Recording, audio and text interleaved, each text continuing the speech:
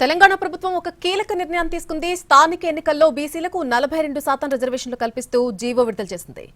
సమగ్ర సర్వే ఆధారంగా ఈ నిర్ణయాన్ని తీసుకుంది ప్రభుత్వం.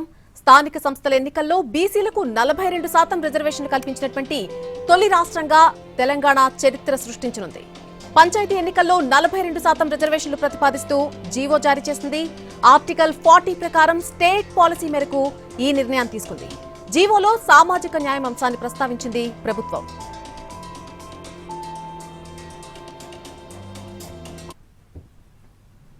ఇక బీసీలకు రిజర్వేషన్లు కల్పిస్తూ ప్రభుత్వం విడుదల చేసినటువంటి జీవోపై హర్షం వ్యక్తం చేశారు ఆర్ కృష్ణయ్య.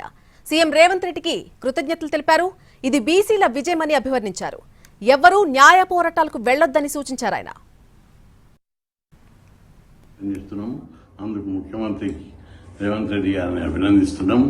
ఎందుకంటే ఇది ఒక చరిత్రాత్మకమైనటువంటి నిర్ణయం. ఇది బీసీల దీర్ఘకాలిక పోరాట విజయం. ఈ విజయం బీసీలకే దక్కుతుంది. దీని ద్వారా పేద కులాలకు రాజకీయ ప్రాతినిధ్యం పెరిగి ఈ కులాలలో చాలా సామాజిక రాజకీయ న్యాయం జరుగుతుంది. ఇదే సందర్భంగా నేను తెలంగాణ సమాజానికి విజ్ఞప్తి చేస్తున్నాను. బీసీలకు 42% రిజర్వేషన్లు పెట్టడం అనేది న్యాయమైనటువంటిది, ప్రజాస్వామ్యబద్ధమైనటువంటిది.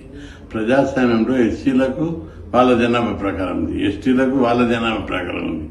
బీసీల జనాభా 56 ఉంటే 42 ఇస్తున్నారు, ఇంకా తక్కువ ఇస్తున్నారు. ఓసీలకు 6% ఉంటే 10% ఇస్తున్నారు అగ్రకులాలకు. కాబట్టి బీసీలకు ఇప్పటికి ఇంకా అన్యాయం జరుగుతుంది. దీని మీద అందరూ తెలంగాణ సమాజం అంగీకరించాలి. ఎవరు కూడా న్యాయ పోరాటాలకు దిగొద్దు.